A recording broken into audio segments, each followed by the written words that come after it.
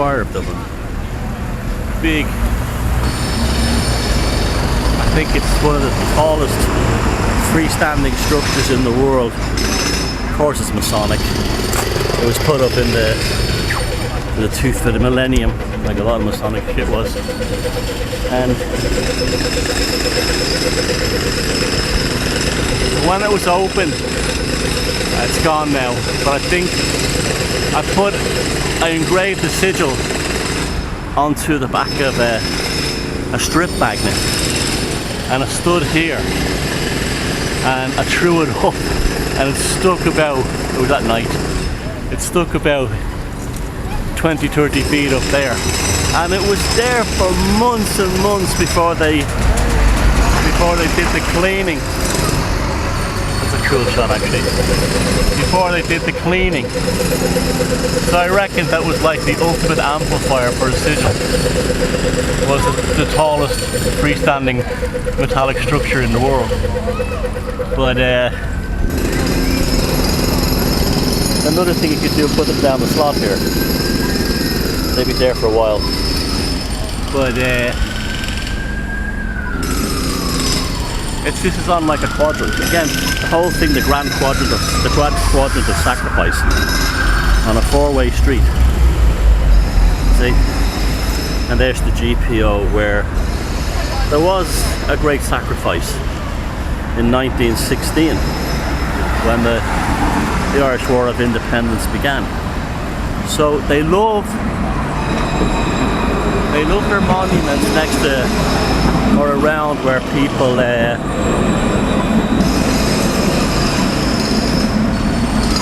died.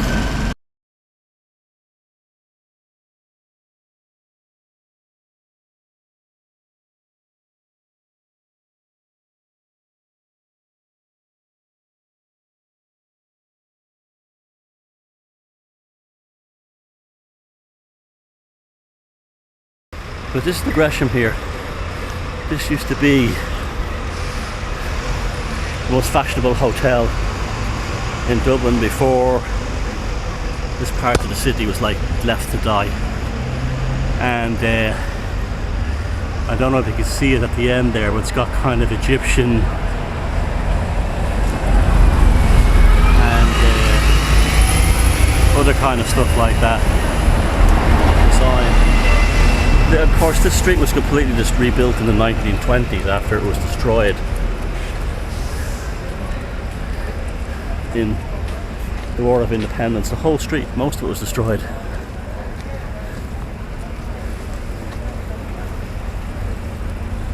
We're coming into a really seedy part of Dublin now, where I was born.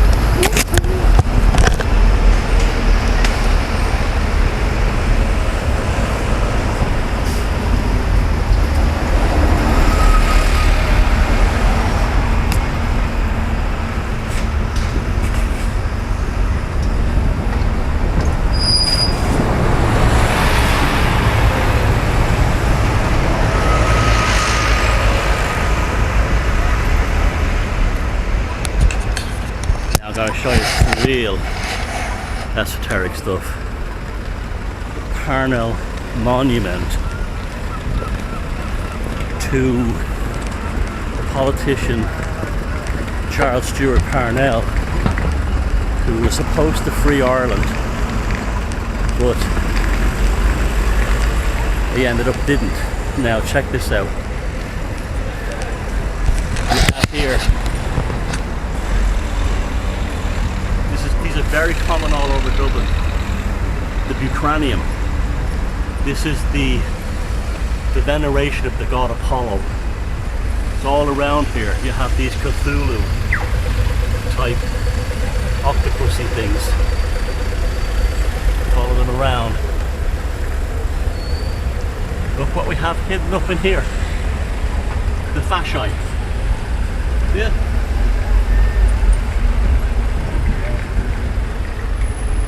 And here's the Butranium all around the side. All around it. Along with the names of all the counties, the 32 counties of Ireland. Classic Masonic column at the top of the street, in parallel with the spire, direct line of the spire. Now you see the Butranium, the veneration. See this? Very Cthulhu-like. Over here, you can see it on the, I don't know if you can see it on the top of the gate theatre there, the ambassador theatre. I saw Motorhead and Bauhaus in there years ago. And so it's like classic Masonic. Now, that's a really bad part of town down there. If you're in Dublin, don't go down there at night. But the Butranium, the bullhead, the skull form is all over Dublin, and that's showing the veneration of the city to the god Apollo by the Freemasons, and that's why the Apollo Lodge is in Dublin, based out of Dublin.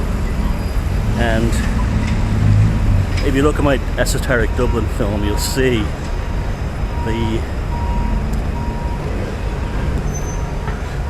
a close-ups of the customs house, which is about a mile that way on the river, and it's just like a temple to the god Apollo.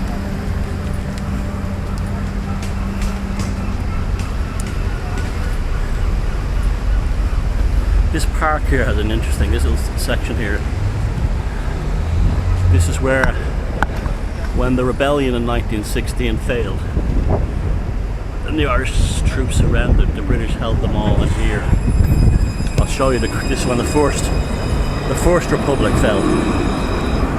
That's on Easter Sunday, 1916.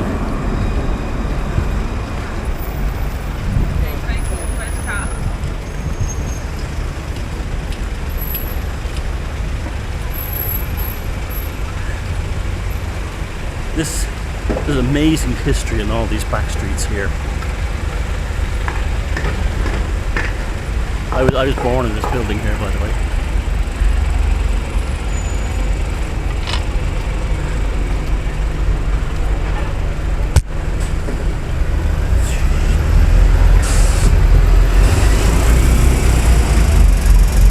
Now this lane ahead here has some serious history.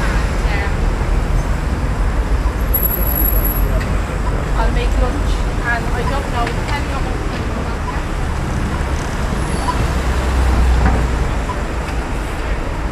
across here.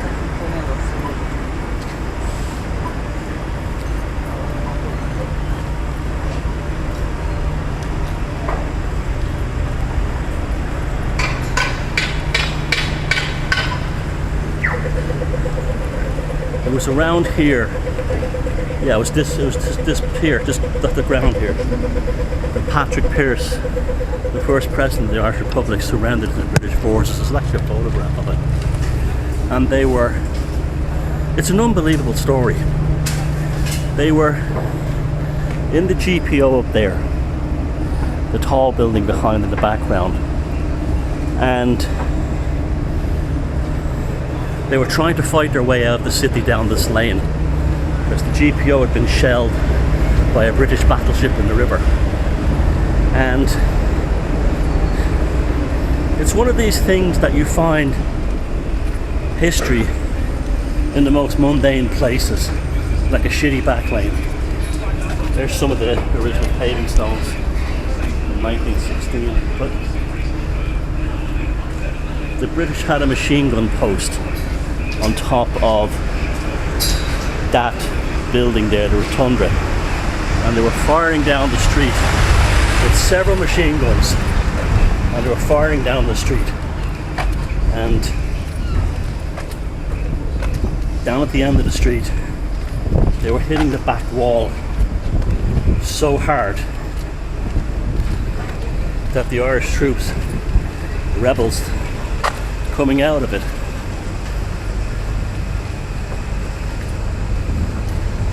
thought the firing was coming from that building down there and had to go in there to try and clear it out, until they realised that it was actually ricochet bullets from a machine gun.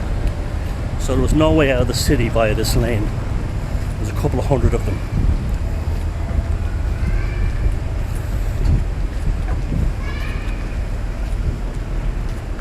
My family all come from here. They used to live in slums and tenements all around here. This was a pretty nasty area. They used to butcher cattle on the street and things like that.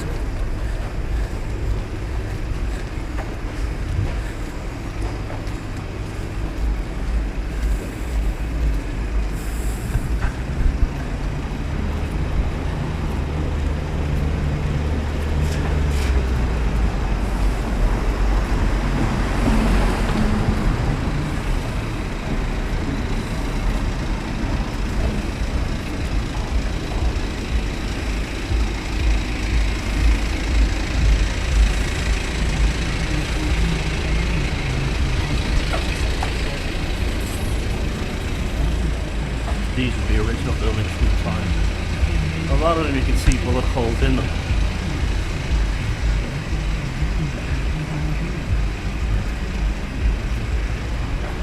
We're into some very old buildings here.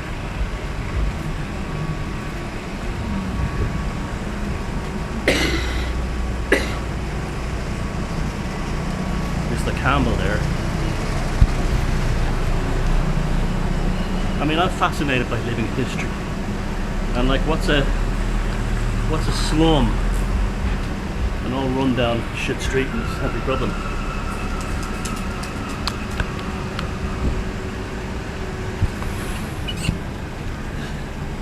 And have incredible history.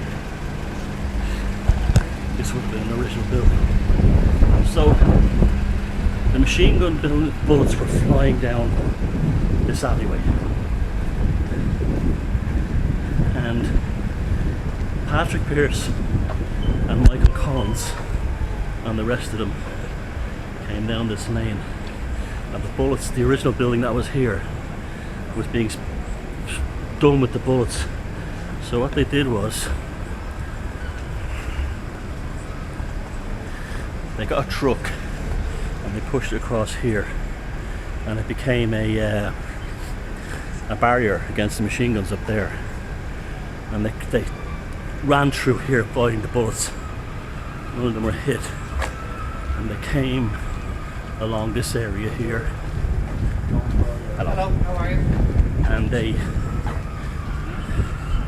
couldn't come down this street too, so they wanted to come down Moore Street. My family originally come from where those buildings are. They were all tenements, all gone many years, but what they did was they knocked a hole. They couldn't come down this street because the machine gun bullets were there. So they knocked a hole in this wall here with their rifle butts, and then went through all these houses here. It's just incredible. They dug through the houses because there was machine gun bullets coming up this street as well, from that end, from this end. And they dug with their rifle butts through all these 1876, that was here, yeah, through all these buildings here.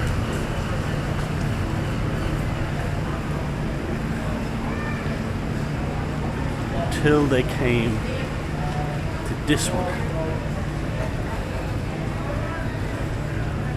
It's a small plaque up there, and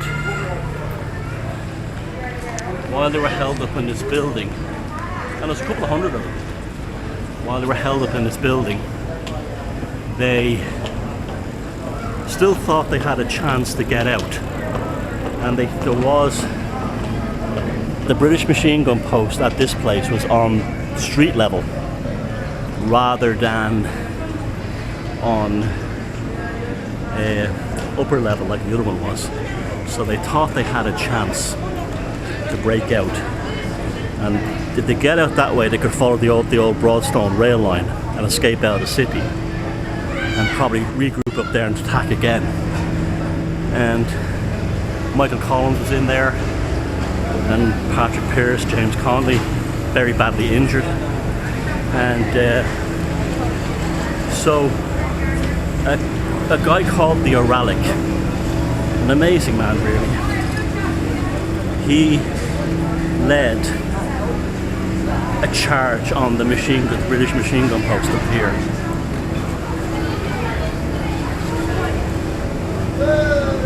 And there was mental firing, and they almost took it. And history could have changed completely if that happened. But the Oralic was shot, and he died at this corner here. In fact, there's a plaque to him over here. I've never seen this plaque.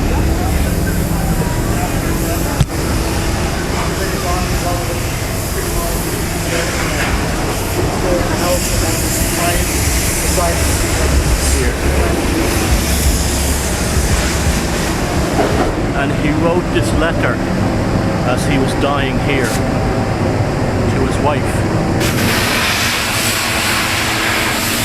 And it's really touching.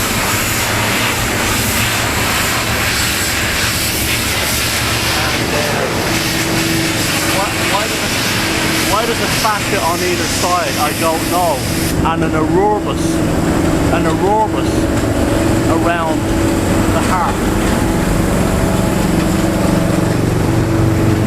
So the Masons have taken over this man's legacy. You have two fasciae, you have an aurobus, the snake eating its own tail, around the heart of the Irish state. That symbolism all went out of business, all went out of fashion in the 1930s. But it really is amazing. And the harp is not really a symbol of Ireland, it's a symbol of actually King William of Orange. So even in death, they steal a person's legacy.